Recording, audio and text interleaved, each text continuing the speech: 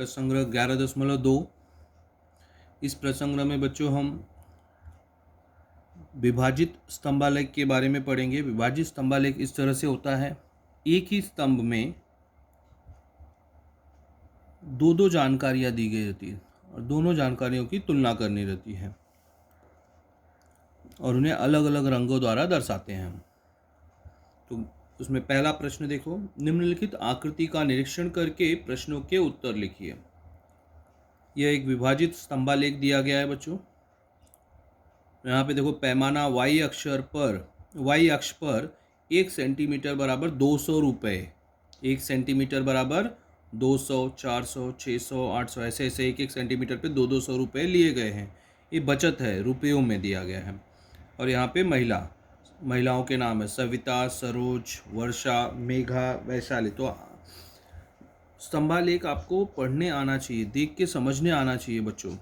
तो एक्स अक्ष पर ये एक्स अक्ष है, ये वाई अक्ष है, और एक्स और वाई अक्ष जहाँ पे मिलते हैं वहाँ पे शून्य लिखते हैं। वाई अक्ष पर देखो बचत लिखे गए हैं रुपयों में, और एक्स अक्ष पर महिलाओं का नाम लिखा गया, सविता, सरोज, वर्षा, मेघा, वैशाली। अब यहाँ पे देखो, ये जो कलर किया गया है ये अप्रैल महीने का बचत हुआ है, और जो नहीं कलर किया गया वाइट है वह मार्च महीने का बचत दर्शा रहा है बच्चों। यहाँ पे कलर वाला पार्ट अप्रैल महीने का बचत दर्शा रहा है और जो कलर नहीं किया गया हुआ मार्च महीने का बचत दर्शा रहा है। ओके, अब इस प्रश्न का उत्तर देते हैं। यह आकृति किस प्रकार के स्तंभालेख की है? कौन सा स्तंभालेख है बच्चों? अभी मैंने कौन सा बताया था? यह विभाजित स्तंभालेख है। कौन सा है? पहला प्रश्न का उत्तर क्या होगा? यह विभाजित स्तंभालेख है। अप्रैल महीने में वैशाली की बचत कितनी है? वैशाली कहाँ पे? यहाँ पे है। और अप्रैल महीने मतलब कलर वाला, तो अप्रैल महीने में वैशाली की बचत कितनी है? यहाँ तक दिख रहा है, ये मतलब कितना है? 600 रुपये। तो कितना होगा?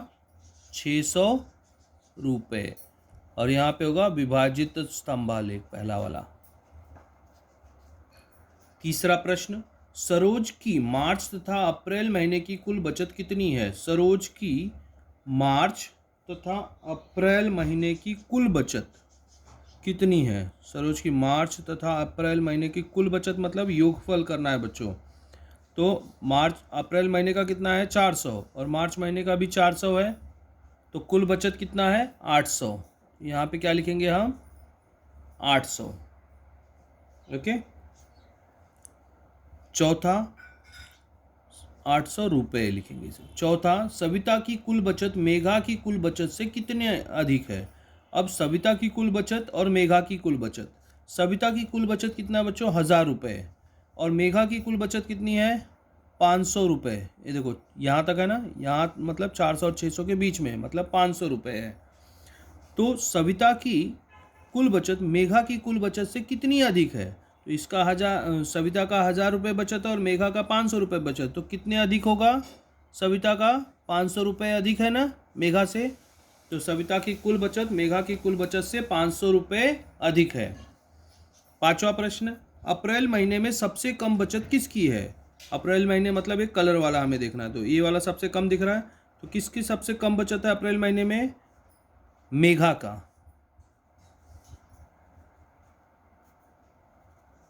क्लियर? पहला प्रश्न समझ में आ गया?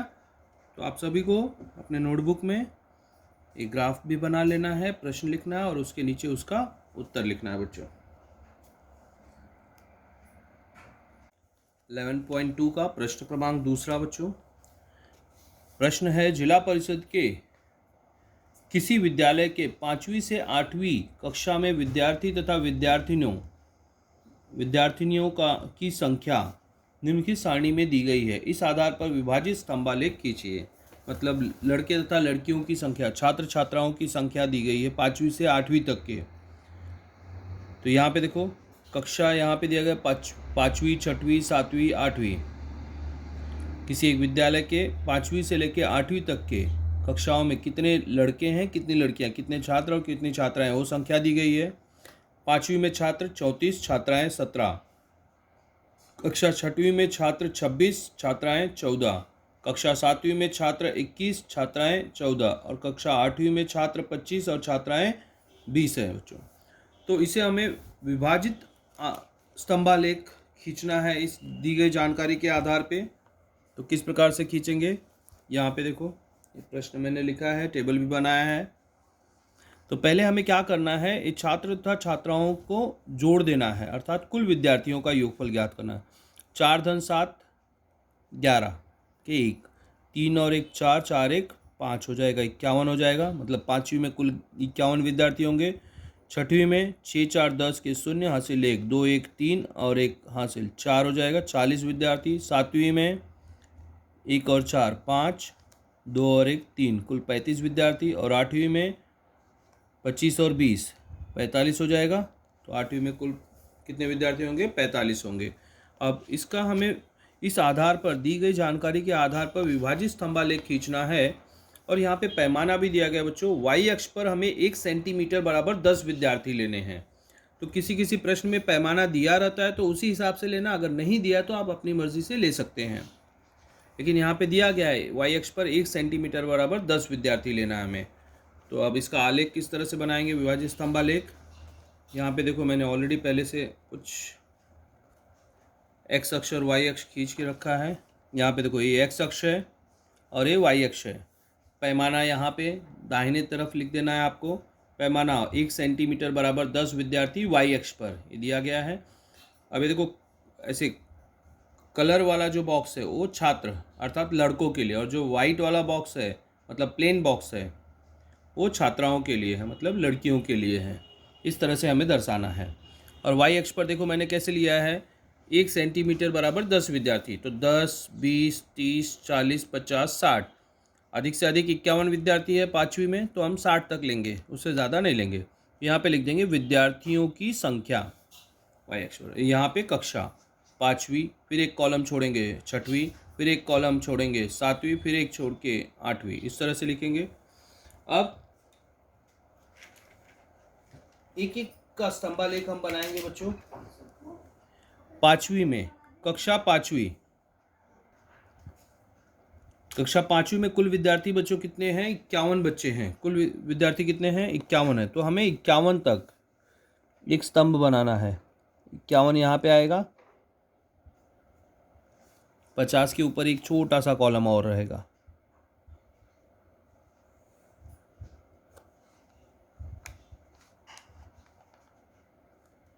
इस तरह से आपको भी आलेख पेपर पे बनाना है बच्चों।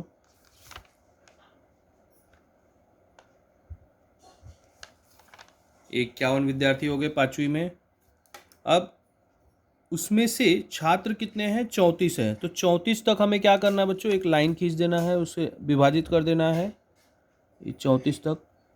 30 के बाद 4 और छोटी लाइनें लेनी है, 31 32 33 34। अब इसको हमें क्या करना है, कलर कर देना है, इस तरह से लाइन खींच देना है। तो एक ही स्तंभ को हमने विभाजित कर दिया, यहाँ पे छात्र यहाँ पे छात्राएं। तो 34 छात्र 17 छात्राएं और टोटल कितना है विद्यार्थी, 51 विद्यार्थी। इसी तरह से छठवीं सातवीं और आठवीं का भी बनाना है बच्चों। तो छठवीं में कुल विद्यार्थी हैं 40। तो 40 तक हमें स्तंभ बनाना है।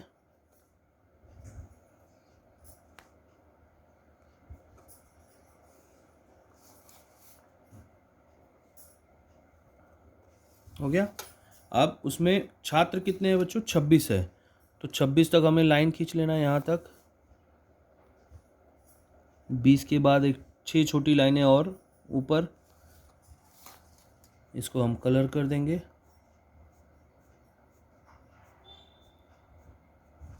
26 छात्र और बची हुई 14 छात्राएं। सातवीं में कुल विद्यार्थी हैं 35। तो 35 तक एक कॉलम छोड़ना है यहाँ पे, ये दोनों के बीच में एक एक स्तंभ के बीच में एक एक कॉलम छोड़ना है बच्चों। 35 तक स्तंभ बनाएंगे हम।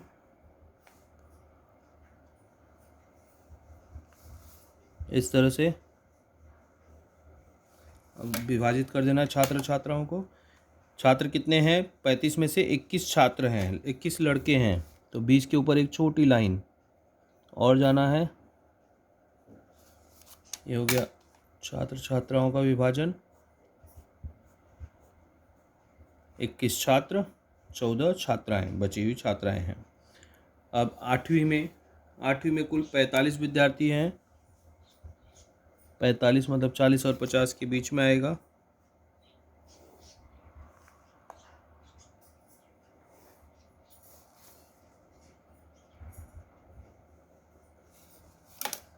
फिर कितने छात्र हैं बच्चों? 25 है।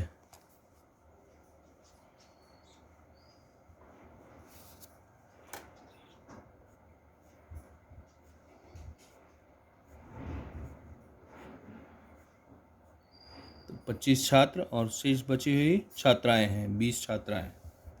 तो इस तरह से बच्चों हमें विभाजित स्तंभालेख बनाना है, खींचना है। अब इस प्रश्न 11.2 में शेष प्रश्न क्रमांक तीसरा चौथा भी इसी तरह से है। तो एक प्रश्न मैं और बताता हूँ आपको, अच्छी तरह से इसे समझ जाइए और अपने नोटबुक में कंप्लीट करो।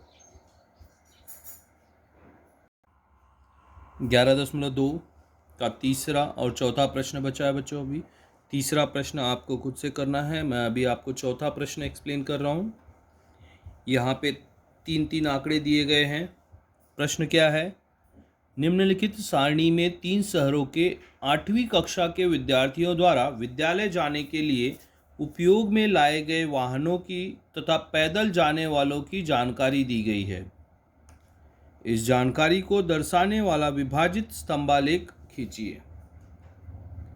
तो यहाँ पे कक्षा 8वीं में 3 अलग अलग गांवों में, शहरों में, मतलब 3 अलग अलग जगहों पर, शहरों में पैठण, येवला और शाहपुर में कक्षा 8वीं के विद्यार्थियों का सर्वे किया गया कि कौन से विद्यार्थी किस तरह से विद्यालय आते हैं। कोई साइकिल से आता है, कोई बस तथा ऑटो से आता है, या कोई पैदल से आता है। उनकी जानकारी एकत्रित की गई। तो पैठण शहर में बच्चों 8वीं कक्षा का जब कक्षा के विद्यार्थियों का सर्वे किया गया तो पाया गया कि साइकिल से आने वाले विद्यार्थी 3250, बस तथा ऑटो मिला से आने वाले विद्यार्थी कुल 750 है और पैदल आने वाले विद्यार्थी 1000 हैं। ठीक उसी तरह से येवला शहर में भी सर्वे किया गया तो साइकिल से आने वाले विद्यार्थियों, विद्यालय में साइकिल से आने वाले विद्यार्थियों की संख्या 1500 पाई गई। बस तथा ऑटो से आने वाले विद्यार्थियों की संख्या 500 तथा पैदल चलकर आने वाले विद्यार्थियों की संख्या 1000। ठीक उसी तरह से शाहपुर में भी सर्वे किया गया तो पाया गया कि साइकिल से आने वाले विद्यार्थियों की संख्या 1250, बस तथा ऑटो से आने वाले विद्यार्थियों की संख्या 500 तथा पैदल आने वाले विद्यार्थियों की संख्या 500 है। तो इस दिए गए जानकारी के आधार पर बच्चों हमें विभाजित स्तंभालेख बनाना है। तो यहाँ पे स्तंभ को 3 भाग में डिवाइड करना, 3 भाग में विभाजित करना होगा। साइकिल से आने वाले, बस तथा ऑटो से विद्यार्थी आने वाले विद्यार्थी तथा पैदल आने वाले विद्यार्थियों की संख्या। और यहाँ पे पैमाना दिया गया है, वाई अक्ष पर 1 सेंटीमीटर बराबर 500 विद्यार्थी लीजिए। तो देखते हैं अभी इसका विभाजित स्तंभालेख किस प्रकार से बनाएंगे हम। यहाँ पर मैंने क्वेश्चन लिख दिया है, टेबल भी बनाया है। पैठण, येवला, शाहपुर, साइकिल से आने वाले विद्यार्थी, बस तथा ऑटो से आने वाले विद्यार्थी और पैदल आने वाले विद्यार्थी। तो हमें क्या करना है, सबसे पहले इन विद्यार्थियों का टोटल करना है बच्चों, जोड़ना है। तो कितना हो जाएगा? 3250 और 1000, 4250 और ये 750 जुड़ जाएगा तो कितना हो जाएगा? 5000 हो जाएगा। तो कुल विद्यार्थी पैठण शहर के कितने हैं? 5000 कक्षा 8वीं के। येवला शहर के 1500 और 500 2000, 2000 और 1000 3000 कुल विद्यार्थी। और शाहपुर के कुल कितने विद्यार्थियों का सर्वे किया गया? 1250 और 500 और 500 1000, 1250 और 1000 तो कितना हो जाएगा? 2250 विद्यार्थी। अब इसका विभाजित स्तंभालेख बनाना है बच्चों हमें। यहाँ पे देखो मैंने आलेख पे कुछ तैयारी करके रखी है, एक्स अक्ष वाई अक्ष सब खींच के रखा है मैंने। एक्स अक्ष है, वाई अक्ष है। वाई अक्ष पर पैमाना क्या दिया गया है बच्चों? 1 सेंटीमीटर बराबर 500 विद्यार्थी। तो 1 सेंटीमीटर पे हमें 500 विद्यार्थी लेने हैं। 500, 1000, 1500, 2000, 2500, 3000, 3.5, 4, 4.5, 5, 5.5, 6 और हमें 5000 तक की ज़रूरत है क्योंकि अधिकतम कुल विद्यार्थी कितने हैं? 5000 ही हैं। ओके। और एक्स अक्ष पर हमने क्या लिया? शहर, तीनों शहर का नाम लिख दिया, पैठण, येवला और शाहपुर। ओके। अब विभाजित स्तंभालेख बनाएंगे। तो पहला है पैठण। पैठण में कुल विद्यार्थी कितने हैं बच्चों? 5000 विद्यार्थी। तो 5000 विद्यार्थी तक हम स्तंभ बना देंगे।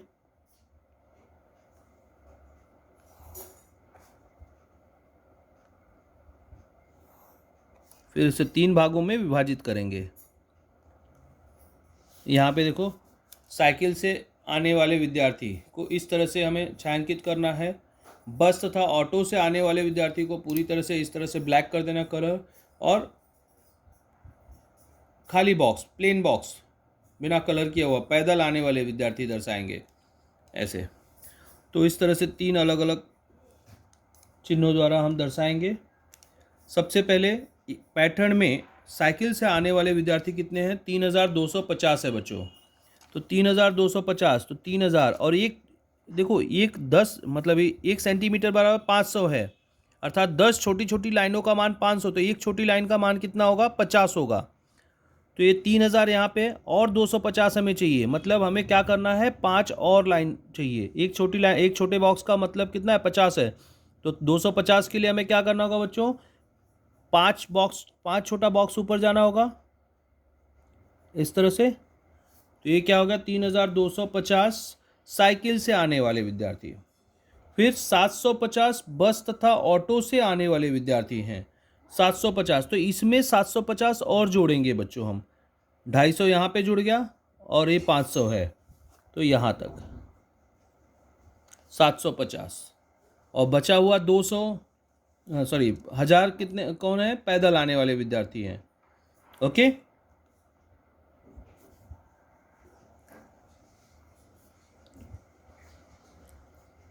इस तरह से तीनों को हम छायांकित कर देंगे। ये हो गया क्रॉस लाइन द्वारा हमने किसको छायांकित किया? साइकिल से आने वाले विद्यार्थी।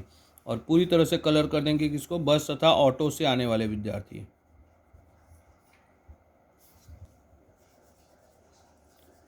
ये हो गए बस तथा ऑटो से आने वाले विद्यार्थियों।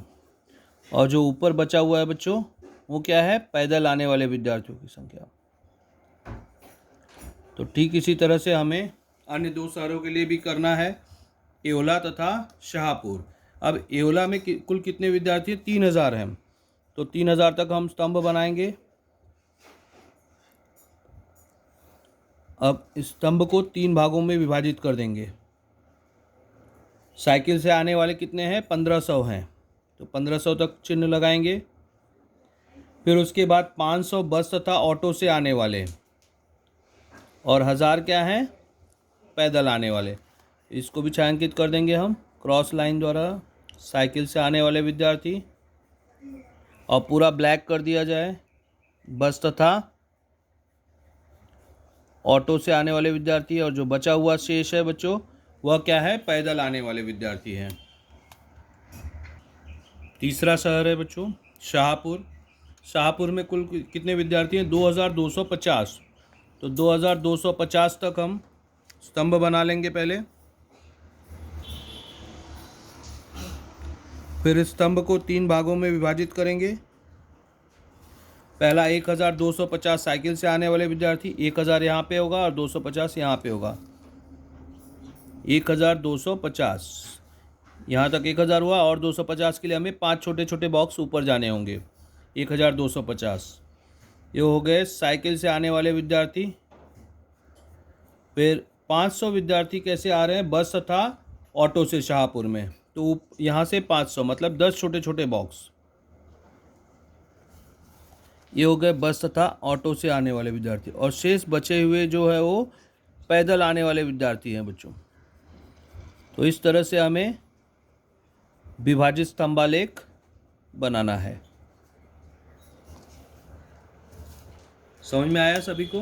तो आप सभी लोग 11.2 तक अपने नोटबुक में कंप्लीट कर लेंगे।